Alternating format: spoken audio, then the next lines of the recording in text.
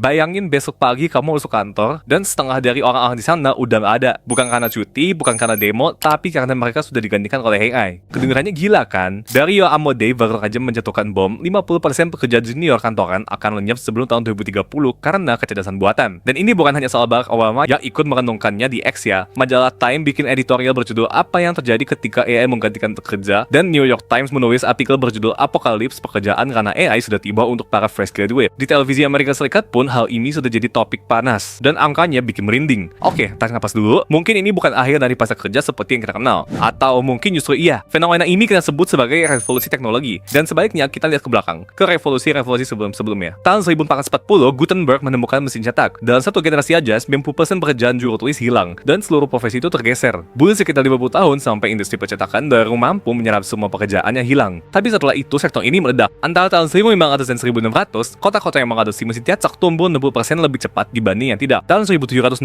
dimulailah revolusi industri. Dalam 50 tahun, produktivitas Inggris meningkat 8 kali lipat, tapi para penenun jadi korban lebih parah. Dari lebih 250.000 penenun, tersisa kurang dari 50.000. Upah mereka butuh waktu 30 tahun untuk kembali ke level sebelum revolusi. Tahun 1880, listrik masuk ke dunia. Butuh hampir 40 tahun sampai bisa dipakai secara luas. Selama masa itu, sekitar 2 juta pekerjaan hilang di Amerika Serikat. Dan pengangguran tembus 20% populasi. Baru sekitar tahun 1920, ekonomi tumbuh kembali dan masyarakat pulih. Tahun 1990, internet hadir. Dalam 20 tahun, hampir semua rumah sudah punya internet. Di tahun 2001, diperkirakan lebih dari 2,7 juta pekerjaan hilang. Tapi dalam 10 tahun berikutnya, sektor ini menciptakan lebih dari 3 juta pekerjaan baru, sehingga pasar kerja nyaris berlipat ganda. By the way guys, sebelum lanjut lebih jauh, kalau lo suka bahasan kayak gini, jangan lupa klik tombol subscribe YouTube Aiko sekarang juga. Di sini kita bakal bongkar terus sisi terang dan sisi gelap AI, biar lo nggak ketinggalan info penting yang bisa nentuin masa depan kerja lo. Jadi subscribe sekarang, gratis, dan lo langsung update setiap ada video baru. Jadi apa yang sama di setiap revolusi ini, selalu ada periode adopsi di mana orang beradaptasi dengan teknologi, periode transisi di mana kita menderita akibat dampak awal, dan periode bonanza di mana kita akhirnya menuai manfaat positif. Tapi, apakah revolusi AI bisa dibandingkan dengan yang sebelumnya? Di Forum Ekonomi Dunia terakhir, Stuart Russell bilang, ekonom sering percaya bisa membuktikan bahwa pengangguran teknologi itu tidak ada. Tapi ketika diajukan pertanyaan, bayangkan kita bisa bikin kembaran setiap orang.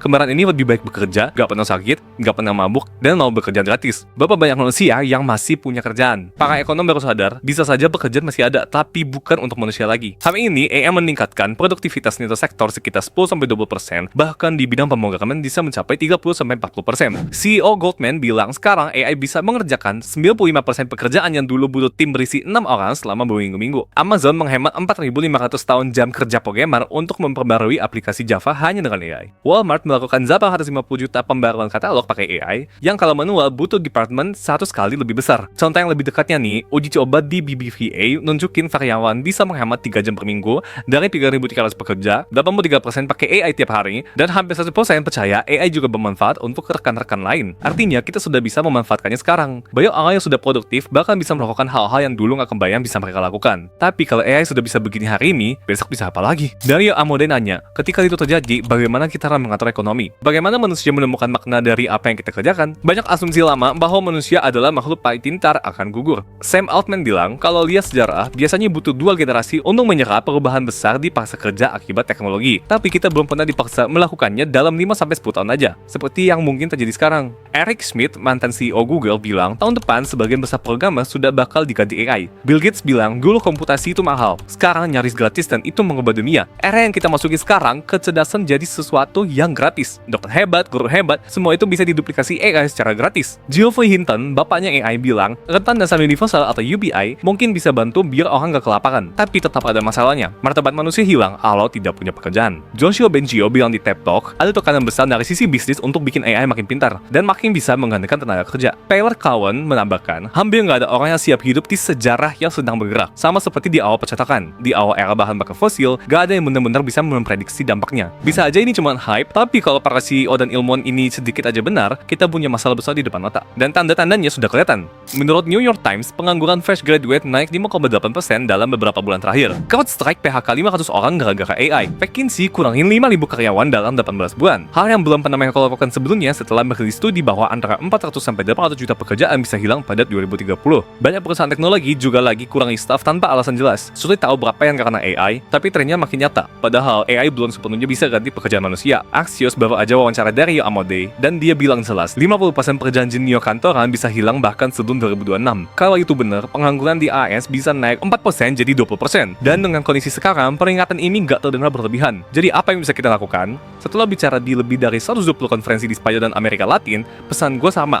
Kita butuh 3 hal sekarang juga. Yang pertama, menyebarkan informasi. Masyarakat butuh ramalan cuaca tentang AI. Kalau kita tahu hujan datang, kita bisa pilih mau angkat jemuran atau biarin basah. Kita pantas tahu resikonya. Kedua, pendidikan. Semakin banyak orang bisa menggunakan AI, semakin susah mereka digantikan. Gak masalah siapa yang kasih pelatihan, pemerintah, sekolah, atau komunitas. Yang penting kita siap pakai AI buat memperkuat diri. Dan yang ketiga, buka debat publik. Kita nggak bisa kayak burung unta yang ngumpet. Kita harus bicara soal solusi. UBI, pajak AI, atau ide lain. Gak ada jawaban pasti, tapi kalau politisi kita nggak mulai mikir dari sekarang, nanti udah terlambat. Seperti kata Dario, lo nggak bisa berdiri di rel dan menghentikan kereta, tapi lo bisa ambil kemudi dan sedikit mengarahkan ke jalur yang lebih aman. Guys, kalau lo merasa video ini ngebuka mata lo, jangan cuma berhenti di sini. Klik tombol subscribe YouTube Aiko sekarang juga, biar lo nggak ketinggalan update seputar AI, teknologi, dan masa depan pekerjaan. Karena ingat, revolusi ini udah jalan. Lo siap ikut naik atau siap terjebak? Subscribe sekarang dan jadi bagian dari komunitas Aiko.